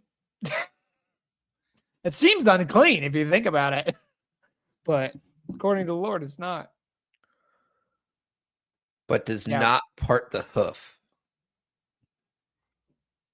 What does it mean by that? like its hoof isn't like split into um like multiple sections, like a cow's hoof or like a deer hoof. Like it's like one solid hoof, right? When you think about the camel, it kind of has a hoof, but it has like it's split, so it has like more of like toes, kind of. Huh. I think that's what it's talking about. I'm not 100% certain, but that's what I'm getting from it. I'm trying to think of like a pig track versus a deer track, you know? Yeah.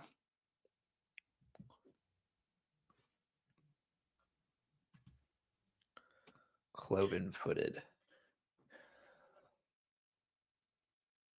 Yeah, because I do know that this is like where it comes from, where like Jews don't eat pork or like shellfish.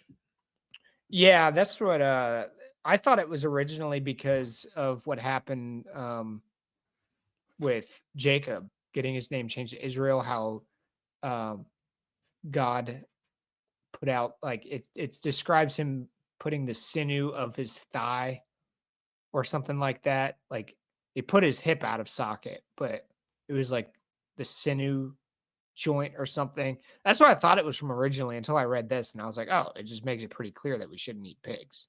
Yeah, no, Or it's pretty clear. according to the Old Testament. Well, Bacon's so good though, man. I can't help I know. it. I love lobster, dude. It's one of my favorite foods. Yeah, lobster's good. I'm looking Shrimp at with like a a lot of shark. butter. Oh yeah, dude, scallops. Mm. Oh, I have bacon wrapped scallops. I Mm. once I get, I've actually made some of those not too long ago. It was Did really you? good. When I get to heaven one day, I'm gonna be like, God, is there a reason that you didn't want us to eat that? Like, what makes a scallop unclean? You know? I mean, I guess scallops are filter feeders, so that kind of makes sense. Right. Well, yeah, and like shrimp and stuff just eat like the garbage at the bottom of the ocean, Yeah, they are right? just On kind of like the the cockroaches seafloor. of the sea. Right. They call them sea bugs. Yeah. Yeah. So I got I know it's interesting that like we'll eat shrimp and lobster and crab and all that stuff, even though they are like sea bugs, but we won't eat actual bugs. right, and he actually does permit like crickets and stuff. Yeah, crickets, grasshoppers, locusts. That's such a fascinating thing because, like, that is a pretty common cuisine and has been throughout like most of the time on Earth. But like now in like America, it's like, oh, Yeah, you bugs. go to other countries and it's like normal thing to eat bugs. Yeah, it's so strange. It's a weird concept, just culture, just being different. Yeah. Yeah, it is crazy. Gonna Like, catch a cricket and eat it now. I uh, will not do that. yeah, I know, It dude. just doesn't sound good. I know. And that goes back to like when John was eating locusts and honey in the wilderness and stuff. You Hmm. think like, ew, like the honey, not that sounds pretty good, but the locusts, Yeah. like, come on. But he was following God's law. I mean, it's clear that you can eat locusts. Still gross to think And about, pigs though. do roll in their own feces. Right. I would They're like, understand why pigs are unclean. I totally. Makes sense. Yeah, so a camel, because it chews the cud but does not part the hoof, is unclean to you. So it's just got one hoof. So like a horse we shouldn't be eating, right? Because the hoof is not parted. Yeah, but isn't a cow hoof not parted? No, I think it's parted. What the heck? My phone died? Holy crap. I didn't even realize. That's weird. Yeah, yeah. This is a cow. I mean, probably a terrible picture, but it's cloven footed. It's not Oh, focusing. So they got two. Oh, there we go. Finally. interesting. Yeah. Huh.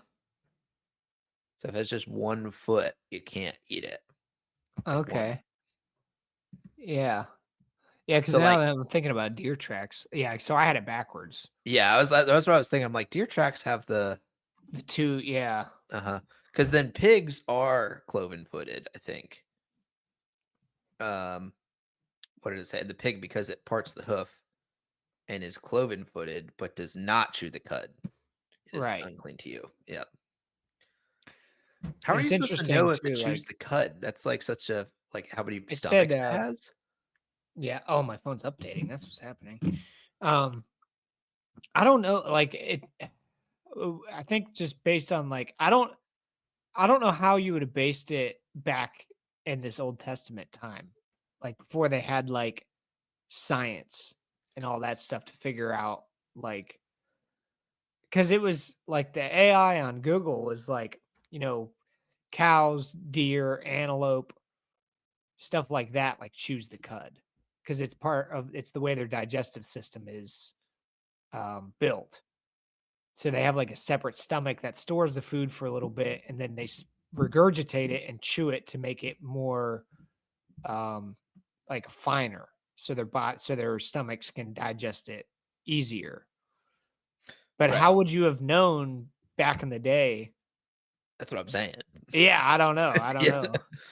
Like it's easy to know now, but yeah, back in the day, I just Googled it. It says you can tell if an animal chews its cud by looking for an animal that is ruminant, which means it has four-chambered stomach and chews its regurgitated food. So maybe they're just like randomly chewing when they're not like eating anything. It's like it doesn't I come back guess up and they just it like just comes. actually chew it in their mouth and they just keep Yeah, chewing on it. yeah, Fascinating. Huh. We're just so removed from animals nowadays that we don't even know that that happens. yeah. Huh. It's definitely interesting. You know, it's kind of like a little sad to think about it because like all these people know how to like properly prepare an animal and they all have animals. And if they don't have one, like they can go buy one pretty easily, you know. And so it's like taking care of an animal to raise it to eat it was like a very common practice. Hmm. Now, like next to nobody does that. Yeah, we just go to the grocery store and buy Yeah. meat. It's such like Like a it. lazy thing. Like, can you imagine if we Yeah. all still had to do that? How much respect there'd be for animals and Oh life? yeah, 100%. Yeah, because it's almost like a ritual you're performing, like when you're killing. Not literally a ritual, but there's like some kind of like more spiritual connection there when you have to kill the animal yourself. You raise it 100%. till it's well enough to feed your family, Hmm. you know, and then killing it. Yeah, dude. I mean, like that's why one of the reasons I wanted to get into hunting is to understand that whole process. You know what I Yeah. mean? Um, Yeah. Flaying a boar is but not fun. Like, it's gross, dude. yeah, to be honest, when it comes to a boar, I think I would just take it to a butcher. I'm not gonna lie. Like It was nasty. I'll Yeah. try to cut up Shut a up. deer and stuff, but the smell that you described coming from a boar or pig, I could not imagine, and I would probably get sick. It was pretty rough. Yeah. Yeah. But I have a lot more respect for it. That's for sure. Yeah. Yeah, 100%. I think the more you do it too, the easier it gets, probably. You know, Probably. but just be thankful we don't have to go through that very strenuous process. And if we messed up, we would just die immediately. Yeah. Yeah. I wonder what made the fire unclean. I still don't understand that one. What made it the fire itself unclean? What do you mean unclean? You just the fire that the Aaron's sons presented? Mhm. It didn't say it was unclean. He said it was, or the book said it was unauthorized. Unauthorized, that's what I meant, yeah. Yeah. Like, what is that unauthorized fire?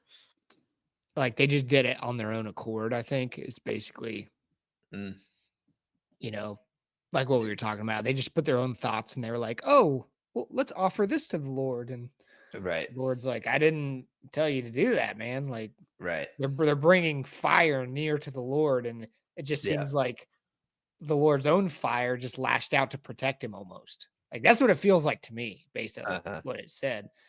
I mean, I know that God doesn't really need protecting, but I don't know. I just thought it was interesting that the fire seemed to do it like on its own. right.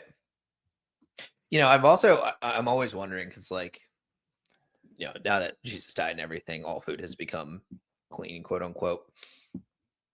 Um, but I'm curious to see, like, if you went on like a diet where you did not eat any of the unclean foods from the Old Testament, what would happen? Right. There was a reason that they was calling it clean versus unclean. It's like, Right. what was that reason? Is it just because it was literally unclean, like physically, or Right. is like it affecting your body in a different way? Because like I do feel kind of gross when I eat bacon. It tastes Oh good, but yeah, like all it that always makes you grease feel a and little. stuff. Yeah, it doesn't make you feel Yeah. great. I know I've actually been I cook my bacon in the oven now. Same. We have been for probably like the last year or two. Yep. So Tastes much so much easier. better. It It's does. yeah, so much easier. And after we pull it out of the oven, I put it on paper towels and pat all the grease off of it as much as I can. Yep. It makes me feel way better. I used to do that, and then I got an oven rack to put on the Oh, pan, a pan rack, so all the grease just strips to the bottom, so I don't have to put it on the paper towels. that's smart. I should do that. We have one. Yeah. I was always just imagining that it was for cookies. Yeah, for It's cookies. like The wire rack? yeah, it's like a Oh, for cooling. drying, yeah, cooling Yeah, yeah. rack. Mhm. But yeah, I never thought to do that. So I guess I should try that next time. Because Yeah, if we I'll bought throw it in the air a fryer, it's baking great. sheet, oh yeah. Our air fryer's so dang small. Really. I It's got, like, hard. the one that Yeah. looks like a toaster oven, but Oh I've been yeah, that using the sounds heck out of nice. that thing, and it's I know awesome. we definitely want to get a nicer one. I We thought don't you have it guys in the went and budget bought the right double now. chambered one recently. No, Did we were did looking at finish? getting one. Bailey's been wanting to get one for months now, but we didn't end up doing that. Mm.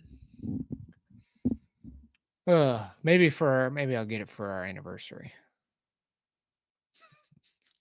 That's such a married couple gift. "Hey, honey, I got you an air fryer." Probably get something a little bit nicer than that.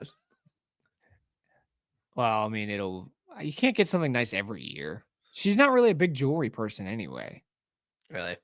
Yeah, I mean, she likes jewelry, but she doesn't wear like jewelry that much. So, and she's even agreed with me. She's like, "Yeah, you don't have to get me jewelry every year." Like, yeah, for real. She has said that. No, I know. She's probably said that, but So, I mean, we just upgraded her wedding ring. Like that was like it wasn't this past Christmas. I think it was the Christmas before that. yeah, So a little over a year ago. I don't think that there will ever be a woman who's upset that you get her some jewelry. Yeah, no, I don't think so either. Yeah, unless But that's, like, all it is and there's nothing else going on in the relationship, and it's just like, here's diamond, you know what I mean? yeah, well, I mean, and that's the thing. Like, and she barely wears the jewelry that she has anyway. Mhm. Like, she'll wear some earrings and stuff, So instead, you'll makeup, get her but an air fryer. "Go cook for me, woman." yeah, exactly. No, I would like to have a better air fryer too, so we can actually like utilize it. Oh, dude, I love mine. It's so convenient for everything. I've been cooking almost everything in it recently. Yeah, ours is sitting over here in the basement. Really. We hardly use it. Yeah. It's just not great. practical because it's so small. Yeah. We also need to make sure we get like a ceramic one. Why? It's healthier. So if it has like the non-stick coating and stuff like that, Mm-hmm. like you You just can got to just be get the careful metal what the ones too, though. material is. Well, yeah, it just depends on what the material is. So I need to be careful. Right. Like mine's fine. I got the Cuisinart one that doesn't have any of the stuff in it. That's good. Yeah. Not too bad either. Golly. No price. What, a kid screaming? Yeah, yeah. It sounds like Yeah. they're playing up there. I could hear him slightly in the background.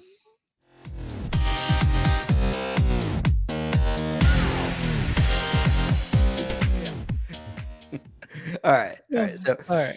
how are we supposed to end these videos? Pretty sure we're supposed to say like and subscribe. Yeah.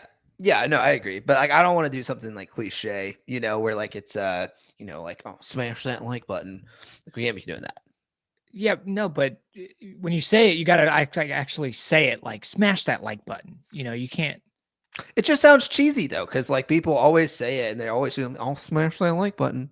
Yeah, but it's not. You're saying it wrong though. It's smash that like button. I am saying it just like you're saying it, Bryce. Smash that like button. No, you got to use your chest more. You gotta say smash that like button. No, that's no. Because I sound no, exactly like you.